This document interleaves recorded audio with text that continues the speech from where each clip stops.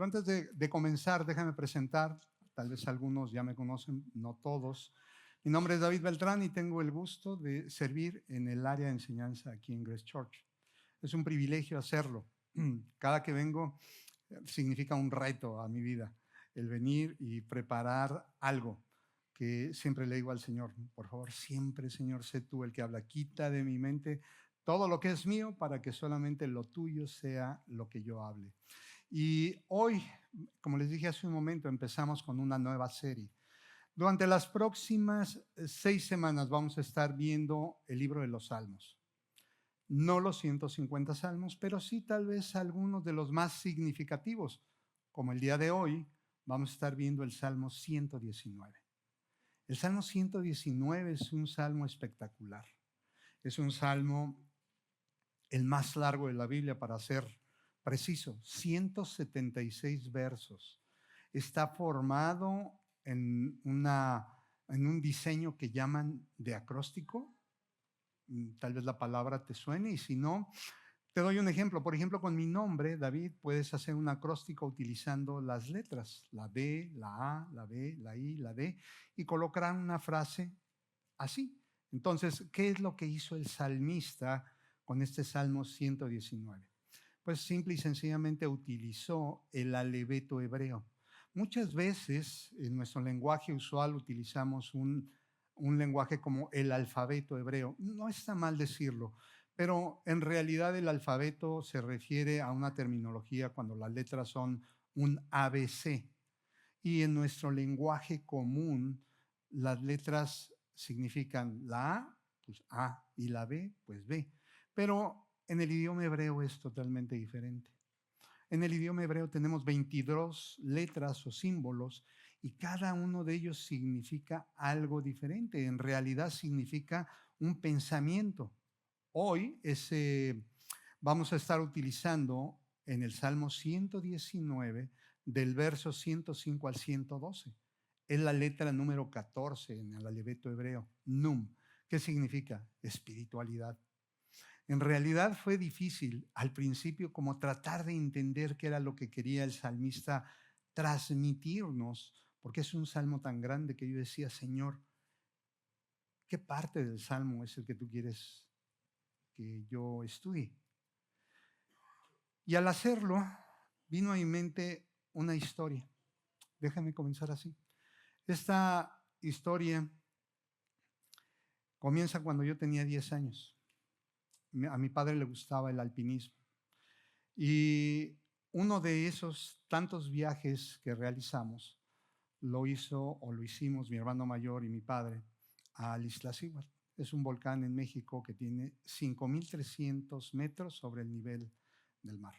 La idea era escalarlo, 2 o 3 días de estar en el tour y llegar a la cima. Solamente una vez lo logré, de muchos viajes que hicimos. Pero en este en particular dejó marcada mi vida por lo que sucedió.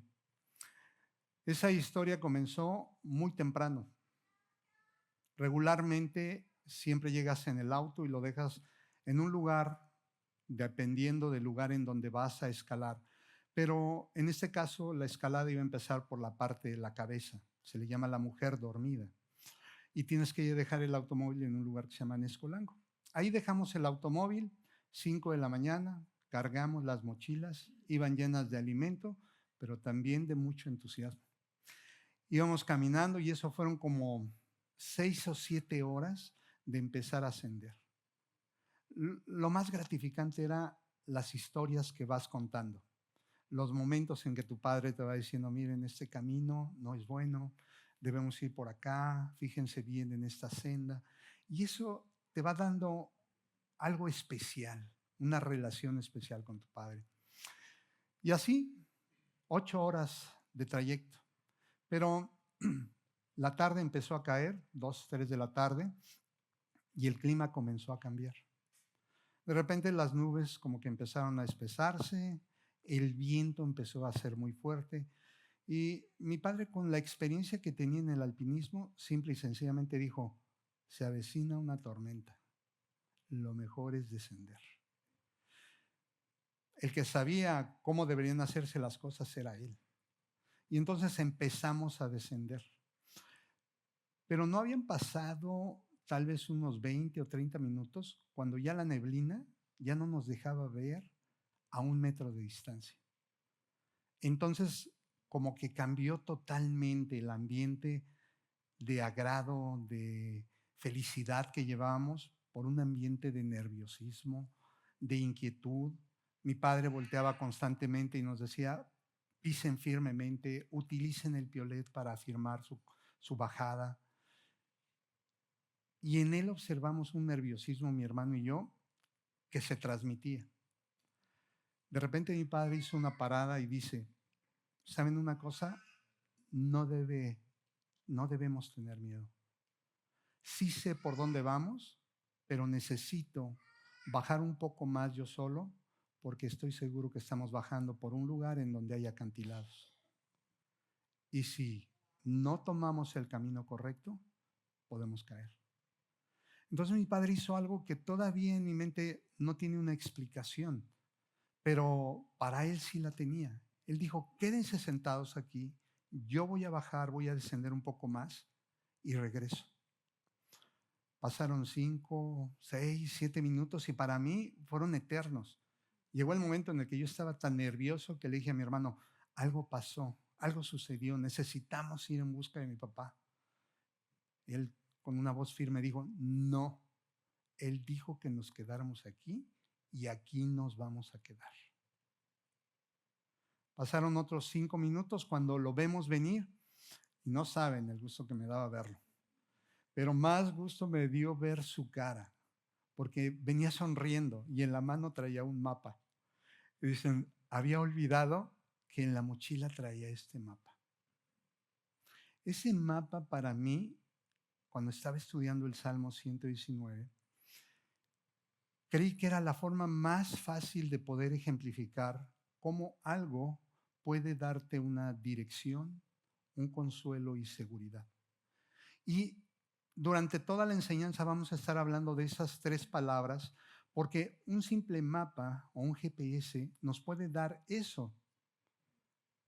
Pero pensando en el Salmo 119, ¿qué es lo que hace la palabra de Dios? ¿Cómo es que influye en nuestra vida dando dirección, dando consuelo y dando seguridad? Algo que es muy importante entender antes de que comencemos a estudiar este Salmo 119, versos 105 al 112, es primeramente algunos puntos en general de qué significa básicamente salmo.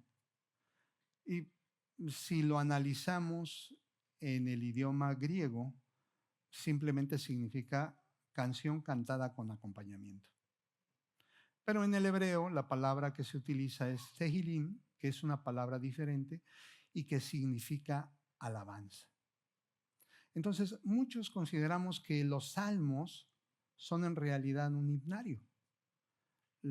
Tal vez sea una definición en cierta forma adecuada, pero muy corta para el contenido de lo que realmente tienen. Por eso es importante que nosotros pensemos un momento, ¿qué son los salmos? Bueno, los salmos en realidad son una colección, y fíjate en estas palabras, es una colección de poemas, canciones y oraciones. Todas están dirigidas a exaltar a Dios. Entonces, mi mente, cuando yo tomo un salmo, debo de pensar de qué se trata. ¿De un poema, una canción o simplemente de una oración? Estos salmos están diseñados, y aquí es en donde viene lo interesante, de una manera muy particular. Tal vez cuando leemos los salmos siempre comenzamos del Salmo 1 y 2, que son salmos que no tienen un autor reconocido, y así lo recorremos, pero en realidad sí tienen un diseño. Tal vez hayas visto que en tu Biblia, en ciertas partes de tu Biblia, está libro 1, libro 2, libro 3, libro 4 y libro 5. Libro 1 corre del Salmo 1 al 41. Libro 2 corre del Salmo 42 al 72. Libro 3 corre del 73 al 89. Libro 4 corre del 90 al 106 y el libro quinto corre del 107 al 150. Ahora, pensando, ¿por qué está ese diseño de esa forma? Bueno, porque quienes compilaron justamente los salmos lo hicieron en una época que se le llama post-exílica. Es decir, estaban regresando del exilio de Babilonia, habían empezado a reconstruir las murallas y el templo y necesitaba el pueblo un reavivamiento. ¿Cómo lo iban a tener? El libro de los Salmos era justamente lo que necesitaban para vivir vidas renovadas. Entonces, los Salmos tienen esa particularidad. Ahora, los autores de los Salmos, David podemos decir que es quien escribió casi la mitad de los Salmos, solamente 73. Pero ¿a quién más tenemos como autores reconocidos de los Salmos? A Asaf con 12, o los hijos de Coré con 11 salmos. Pero también tenemos 43 salmos que son totalmente anónimos. Cuando lees los salmos, muchos teólogos dicen que se empiezan a leer más bien del final al principio. Y tú te vas a dar cuenta que los últimos 5 salmos comienzan con la alabanza y terminan con alabanza a Dios. ¿Por qué? Porque es como si llamaran al pueblo a una constante alabanza. Y entonces eso te lleva a pensar que el principio del salmo, dentro de ese diseño que tienen, es importante. El principio del salmo comienza, el Salmo 1, ¿cómo dice? Bienaventurado el varón que no anduvo en consejo de malos, ni estuvo en camino de pecadores, ni en silla de escarnecedores se ha sentado, sino que en la ley de Jehová está su delicia. Y medita en ella de día y de noche, porque será como árbol plantado junto a corrientes de agua, que da su fruto a su tiempo y su hoja no cae. Pero lo más bello es, y todo lo que hagas te será con bien. Entonces, los salmos tienen un diseño muy particular que nosotros debemos ser como preguntones, digámoslo así. Decirnos, ¿por qué este salmo está colocado de esta manera?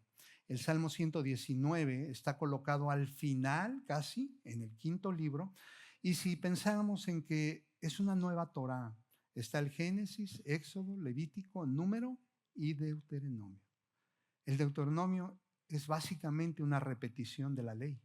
Entonces lo que está diciendo el salmista es que necesitamos una nueva ley, una renovación espiritual. No es porque van a cambiar las leyes, sino simplemente porque necesitamos que el pueblo israelita sea reavivado. Pensando en eso, te voy a leer del verso 105 al 112, que es la parte que vamos hoy a estudiar. Fíjate lo que dice el Salmo 119, verso 105. Tu palabra es una lámpara que guía mis pies y una luz para mi camino. Lo prometí una vez y volveré a prometerlo. Obedeceré tus justas ordenanzas. He sufrido mucho, oh Señor. Restaura mi vida como lo prometiste. Señor, acepta mi ofrenda de alabanza y enséñame tus ordenanas. Mi vida pende de un hilo constantemente, pero no dejaré de obedecer tus enseñanzas. Los malvados me han tendido sus trampas, pero no me apartaré de tus mandamientos. Tus leyes son mi tesoro, son el deleite de mi corazón. Estoy decidido a obedecer tus decretos hasta el final. Cuando hablamos de poesía hebrea, también debemos pensar que no estamos leyendo un tipo de poesía como estamos acostumbrados. La poesía en la que generalmente estamos acostumbrados se rige bajo lo que conocemos una métrica y una rima. Cuando oyes un pa, en la rima, estás generando poesía contemporánea. Pero en la poesía hebrea es libre. Lo que se utiliza normalmente en la poesía hebrea es el paralelismo. Hay otras formas literarias en que se puede escribir poesía hebrea, pero el paralelismo es algo bien usual y hoy lo vamos a ver, porque son dos ideas colocadas a lo mejor para contrastar o a lo mejor para confirmar. Entonces, cuando tú lees un salmo, tú debes de ver la primera frase y la siguiente frase y ver cómo concluye. Hay otras formas literarias un poquito más rebuscadas que se llaman quiasmos. Yo cuando dije quiasmos, Señor, sí lo he escuchado, pero nunca me he puesto a estudiarlos a fondo. El ejemplo más clásico, más sencillo, es cuando recordamos, por ejemplo, a Leonardo da Vinci. Siempre le he recordado como un pintor excepcional, aunque en realidad Leonardo da Vinci fue un inventor muy reconocido en su época. Es más, él dibujó muchas piezas que hoy constituyen la base de maquinaria muy precisa. Y si tú te acuerdas, hay una imagen que Leonardo da Vinci dibujó que es un hombre con unos brazos extendidos. Esa imagen es un quiasmo, es una X. Quiasmo significa eso, X.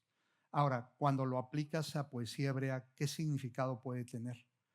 Muy sencillo, hay dos ideas en la parte superior, luego corren una serie de ideas al bajar y dos ideas inferiores. Muchas veces esas ideas se complementan.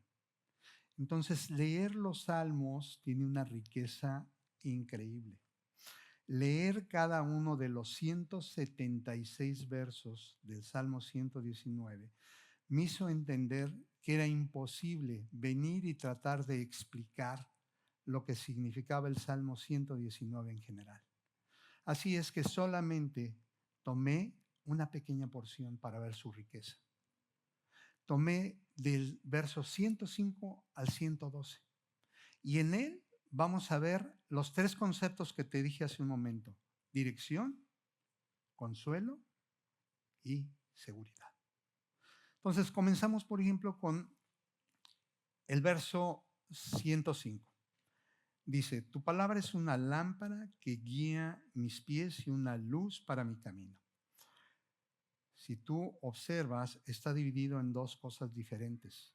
La primera es una lámpara. En la versión Reina Valera siempre dice que es una lámpara a mis pies y una lumbrera a mi camino. Entonces tenemos que pensar por qué utiliza dos imágenes diferentes. Bueno, entonces tenemos que ir primero a aquellos tiempos y recordar qué era una lámpara. La lámpara era un instrumento que utilizaban colocando aceite para alumbrar el camino inmediato, lo más cercano. Pero la lámpara no tenía la posibilidad de alumbrar el fondo. Si había algún peligro, no se podía ver. Solamente la lámpara alumbraba lo más corto. Pero la imagen metafórica que está utilizando aquí es lo impresionante. Y luego dice, pero guía mis pies y una luz para mi camino. Lo que dice en Reina Valera que es una lumbrera, es como un relámpago. Entonces, ¿has visto cuando hay un relámpago? ¿Cómo se ilumina el firmamento? Bueno, la palabra de Dios tiene esa característica. La palabra de Dios guía nuestros pasos inmediatos, los más cercanos, los momentos del hoy, las decisiones que tomo en este momento. Pero también la palabra de Dios tiene la posibilidad de guiar completamente mi vida. Las decisiones a largo plazo, mis proyectos en donde yo pienso, Señor, tenemos deseos de adquirir una nueva casa. ¿Qué piensas tú en relación a eso? ¿Es el mejor camino? Entonces, ¿te fijas cómo un solo verso puede darnos una idea muy clara a través de estas metáforas de cómo funciona la palabra? ¿De cómo Dios es exaltado a través de eso? Ahora, hay tres puntos claves que no quiero dejar pasar por alto en este verso. Lo primero, como te dije, es una iluminación divina. Sí, la Biblia nos proporciona una guía clara y segura en medio de la oscuridad moral y espiritual en la que vivimos muchas veces. Yo puedo acudir a la palabra de Dios y pedir que ilumine mi vida. Pero también es una dirección diaria. Cada momento yo puedo estar acudiendo a ella. A cada instante, al Señor no le importa que sean cosas grandes o pequeñas. Él le importa que nosotros tengamos relación con Él. A Él no le importa si es simplemente para pararme y hablar con una persona, porque cuando lo hacemos, por ejemplo, en el trabajo, generalmente a veces digo, Señor, ¿y qué le digo? ¿Qué palabras quieres que utilice? ¿Podrías ayudarme dándole un mensaje que lo anime a ver en lo que le voy a decir que tú eres un Dios verdadero? Algo pequeño, pero también en los proyectos grandes. Hay un tercer elemento y ese elemento es la dependencia de la palabra. Así como una lámpara de aceite necesita aceite para funcionar, bueno, tu vida es como esa lámpara. Si tú no le colocas la palabra de Dios dentro, la lámpara no sirve, no enciende, no sirve. Pareces una lámpara, tienes forma de lámpara, pero no funcionas como lámpara. Por eso la palabra de Dios cobra importancia en la vida de cada uno de nosotros, porque cuando nos levantamos en la mañana y deseamos tomar la palabra, muchas veces lo hacemos en una manera tan sencilla que no aprovechamos que esa lámpara puede ser, que esa palabra puede ser lo que necesito para nutrir mi vida diaria, para que yo pueda salir fuera de mi casa lleno totalmente de la palabra del Señor. ¿Te fijas cómo el salmista en estos versos nos está dejando una enseñanza vital para tu vida?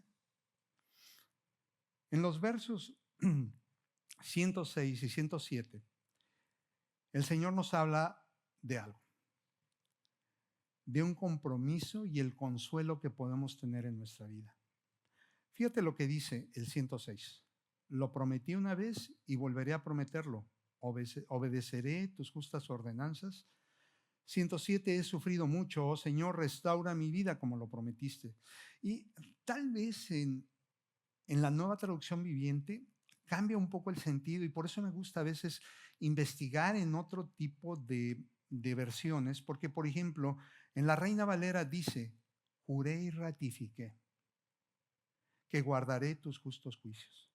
¿Observas al salmista siendo un hombre que dice, me comprometo, Señor? ¿Estoy decidido completamente en un juramento contigo? Lo está tomando en serio. No lo está tomando a la ligera. Está siendo un hombre que está siendo consciente de las palabras que están saliendo de él. Muchas veces en las mañanas, cuando hay prisa, ¿qué parte de la Biblia me toca leer? Leído. Check, vámonos. Pero no estoy apreciando el valor, el significado que tiene tomar la palabra de Dios. Llenarme de ella, de lo que está diciendo, de disfrutar un momento. Lo que el Salmo 1 dice es una realidad. Es la forma en que se ve un hombre que se aleja del pecado. ¿Qué puntos claves podemos encontrar en estos versos 106 y 107? Creo que el primer punto que podemos encontrar es el compromiso que hay de este hombre, de este salmista. Ese compromiso de guardar en su vida los mandatos de Dios. Y eso me recuerda que una historia que yo cuento de vez en cuando es que mi hijo mayor nos dejó a su cuidado a nuestros nietos en una ocasión que fueron de viaje. Y la verdad fue un reto para nosotros cuidarlos, como que se va olvidando el cómo hacerlo. Pero es interesante porque buscas alguna actividad con ellos que siempre en la mañana los lleve como a meditar en el Señor. Entonces yo les decía, ellos me decían, abuelo, ¿podemos jugar Play? No, porque su papá solamente les da un cierto tiempo. Abuelo, ¿podemos ya salirnos a jugar? No, porque papá dijo que hay que hacer primero esta tarea. Entonces yo les decía, ok, vamos a hacer un trato. ¿Qué les parece? Si para poder salir a jugar, ustedes primero me recitan un verso. El que se lo aprenda puede salir a jugar. Entonces ellos temprano se levantaban y el primer ejercicio que hacían era aprenderse un verso. Uno con el que siempre jugábamos era el 119:11. En mi corazón he guardado tus dichos para no pecar contra ti. Y ese lo repetíamos constantemente porque era como nuestra bandera. Hoy vamos a utilizar este verso. ¿Qué les parece? Vamos a cuidar lo que decimos y lo que hacemos. Sí, abuelo. Entonces, tener esa conciencia de guardar en el corazón los versos del Señor, la palabra del Señor, nos llena como esa lámpara que puede alumbrar el camino de otros. Pero déjame darte una noticia. Un segundo punto importante en estos versos 106 y 107 es que la aflicción es una verdad en tu vida y en mi vida. La aflicción es algo con lo que tú tienes que vivir todos los días. Y déjame decirte por qué debe de ser así. Porque en medio de la aflicción viene el consuelo del Señor. ¿Tú quieres ser consolado por el Señor? Entonces debes ver la aflicción como ese elemento positivo en tu vida. Como ese momento en el que Dios actúa y Él viene a tu corazón, lo toma con su mano cariñosa y te dice, aquí estoy, no pasa nada. Es quien nos infunde confianza. Eso me hace recordar 2 Corintios capítulo 1, versos 4 y 5, cuando Él dice, el cual nos consuela en todas nuestras tribulaciones. ¿En cuántas? En todas. Para que podamos también nosotros consolar a los que están en cualquier tribulación. Tiene sentido el que nosotros pasemos tribulación. Dios le ha puesto un propósito sencillo. Yo voy a ser consolado, pero a su vez yo voy a poder consolar a otras personas. Entonces, también nosotros consolar a los que están en tribulación por medio de la consolación con que nosotros somos consolados por Dios. Porque de la manera que abundan en nosotros las aflicciones de Cristo, así abunda también por el mismo Cristo nuestra consolación. ¿Te das cuenta cómo la aflicción y la tribulación es parte de nuestra vida diaria? El 107 dice, lo repito, he sufrido mucho, oh Señor, hay tribulación, hay angustia. Restaura mi vida como lo prometiste. En el consuelo del Señor hay una promesa, restaurar nuestra vida, reanimar nuestra vida, vivificar nuestra vida. Yo te invito a probarlo. La Biblia habla mucho. El Salmo 71 es precioso porque esa es la invitación que tiene. Pruébame, Señor, pruébame y ve en mí si hay camino de pecado. Nos da miedo decir eso. Nos da miedo muchas veces exponernos al Señor y decirle, pruébame, Señor, limpia mi vida. Pero lo que Él está esperando es que nosotros soportemos esa aflicción para que nuestra vida vaya siendo cambiada, modificada, transformada, de tal forma que yo pueda entender un aspecto del cual yo siempre evado. Porque los problemas es algo que a nadie nos gusta. Hay prueba y todo el mundo corre. Hay prueba y todo el mundo dice, Señor, que pase la prueba rápidamente. La queremos evitar. Y Santiago es especialista en decirnos, no, momento, porque tu prueba va a producir paciencia. Así es que cada uno de nosotros debe estar consciente de que toda la Biblia está integrada y de que cada palabra que está en la Biblia tiene un significado especial para nosotros. Entonces, ¿qué otro punto podríamos ver en estos versos 106 y 107? Bueno, podemos ver la oración y la dependencia. El salmista clama a Dios, reconociendo su necesidad de ayuda divina. Este acto de oración es fundamental para encontrar el consuelo. Al traer nuestras cargas a Dios encontramos alivio y fortaleza. Cuando estés en el momento de la aflicción, utiliza la oración como el elemento que te puede dar esa fortaleza. Utiliza su palabra para orar con Él. Algunos tal vez se recuerden que hace tiempo tuvimos un estudio que se llamó 7 flechas. Y en él estudiamos acerca de la oración, orando con la Biblia. Cuando oramos con la Biblia decíamos, es bien sencillo, nos ayuda a que nuestro lenguaje cambie. Por ejemplo, si oramos el Salmo 23, Jehová es mi pastor, y yo quiero empezar una oración con ello, Señor, tú estás diciendo que tú eres mi pastor. ¿Qué es lo que hace un pastor con su oveja? La cuida. Y yo te pido eso para mi vida. Y te pido eso para mis hermanos. Cuídalos y protégelos. Jehová es mi pastor y nada te faltará. Y Señor, veo una promesa reflejada en tu palabra. ¿Puedes cumplirla en mi vida? ¿Puedes ayudarme a ver esa riqueza y a que mi alma vea que tú cumples completamente tu palabra? La oración es una parte fundamental de tu vida.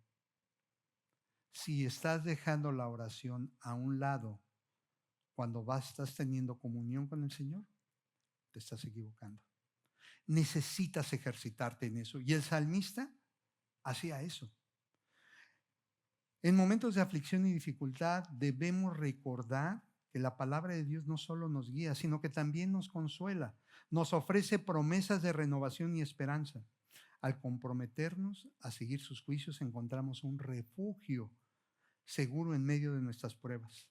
Debemos aprender a clamar a Dios en oración, confiando en su palabra para darnos vida y seguridad y consuelo. Pero ahí no queda la cosa. Te dije hace un momento cuando empezamos la enseñanza que había 3 conceptos que íbamos a ver en esta porción del verso 105 al 112. Dirección, consuelo y seguridad. Y eso pasa cuando analizamos el verso 109. El verso 109 dice así, y 110, que es un conjunto. Mi vida pende de un hilo constantemente, pero no dejaré de obedecer tus enseñanzas. Los malvados me han tendido sus trampas, pero no me apartaré de tus mandamientos. Observa una cosa. Él es un hombre que está consciente de que hay un peligro. Está diciendo, mi vida pende de un hilo.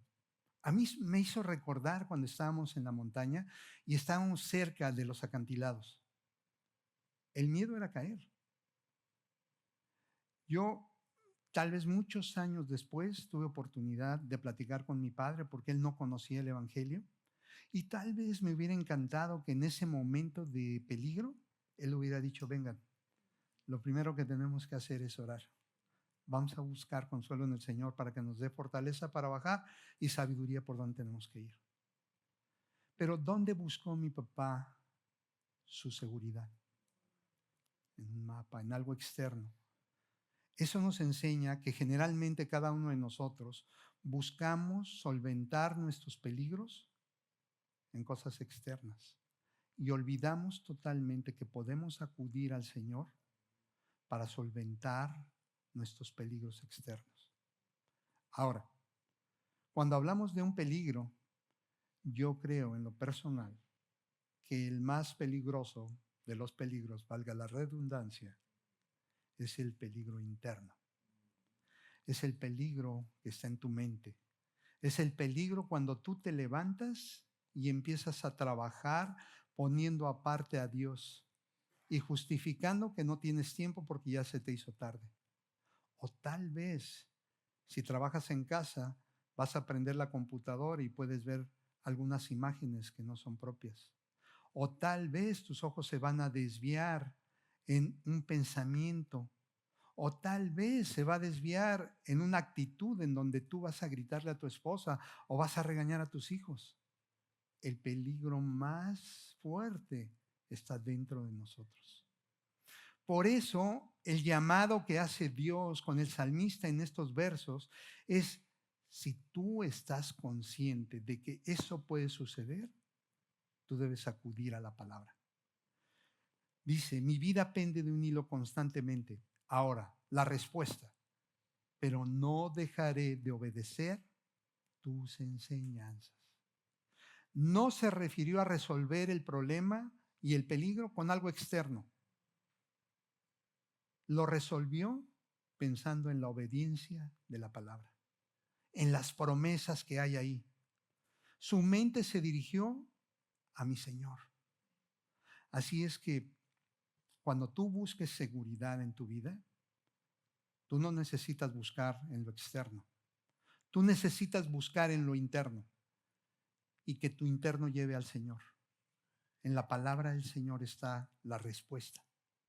Ahí está la respuesta para el hombre que sabe apreciar. Como dice justamente los últimos versos de este salmo cuando dice, tus leyes son mi tesoro. Este hombre aprendió que leer la palabra, estudiarla, analizarla, eran un tesoro, porque la Biblia es un tesoro. Yo no sé si has observado que la Biblia es como un diamante. Tiene muchas facetas. Es un todo, es una misma historia contada en diferentes formas. En una historia, en una metáfora, en un poema, en un lenguaje apocalíptico. En fin, la historia es la misma. La historia de nuestra salvación.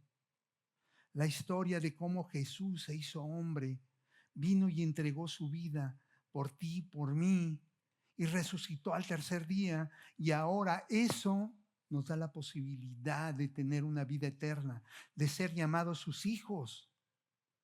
Si eso no se aprecia, si eso no se coloca como un tesoro, entonces sí puedes venir, pasarte 10 años sentado en una banca y probablemente nunca experimentes lo que es justamente probar ese tesoro, probar las riquezas que el Señor te está colocando al frente. Pero yo te decía que en cada uno de estos versos hay puntos claves. Como te dije hace un momento, en este verso 109, el peligro es constante. Vivir en este mundo implica enfrentar peligros y adversidades constantes. Sin embargo, la seguridad que encontramos en la palabra de Dios nos permite enfrentar esos desafíos. Un segundo punto clave es la memoria y la obediencia. Recordar y obedecer la ley de Dios es fundamental para nuestra seguridad espiritual, no física. Él cuida de nosotros, pero es más importante tu seguridad espiritual. Que entiendas que Él está protegiéndote, que Él, como lo cantamos hace un momento, Él va delante de nosotros. A veces nosotros queremos ir adelante del Señor. A veces nuestras ideas son, yo hago, para que Él vea que puedo. Y en realidad cometemos un error, porque el que puede es Él. Todo esto que se logró, no se logró por nosotros, por nadie de los que vino aquí a trabajar. Se logró porque Dios quiso, porque Él dijo, se hace. Así es que convencidos de eso, es que nosotros solamente actuamos en consecuencia. Pero hay un último punto que quiero dejarte en la mente, y es la inmutabilidad de la palabra. La palabra de Dios es inmutable y eterna. A pesar de los cambios y peligros que enfrentamos, la seguridad que encontramos en sus mandamientos es constante. De algo sí puedes estar seguro, de que lo que está dicho por el Señor se va a cumplir. Y si Él dice que es Padre de consolación, Él va a consolar tu corazón. Ahí vas a encontrar una seguridad para tu vida. Ahí vas a encontrar el descanso que necesitas. En ningún otro lugar, en Él.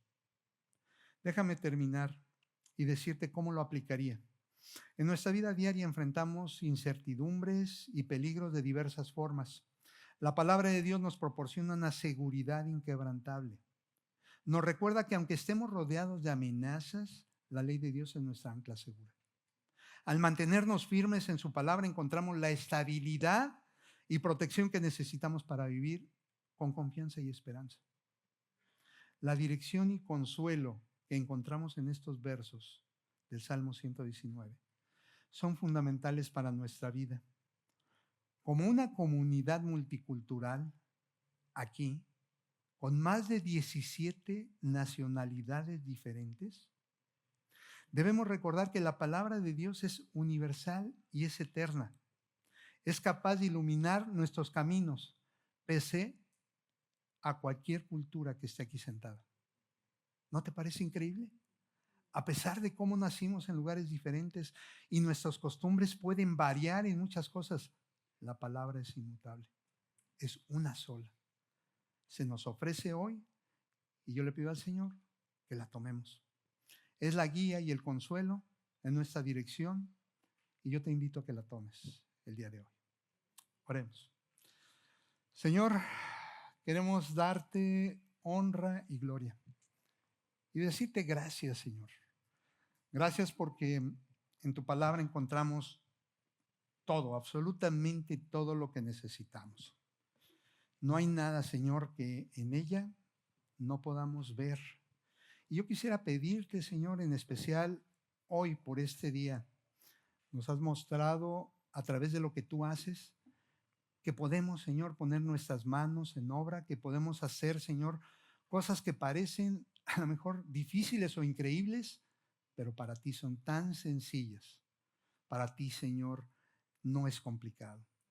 Queremos pedirte, Dios, que por favor hoy salgamos de este lugar simplemente pensando en que tú eres quien nos das dirección, consuelo y seguridad, Padre.